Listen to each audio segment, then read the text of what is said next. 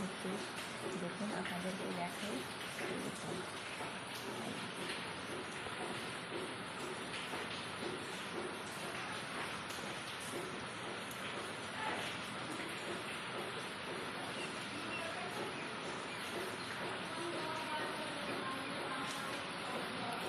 প্রচণ্ড বৃষ্টি শুরু হয়েছে, সারা রাত হয়েছে, এখনও সকালে হচ্ছে মর্নিংয়ে। বন্ধুরা কোথায় কোথায় বৃষ্টি হচ্ছে অবশ্যই কমেন্টে জানাবেন।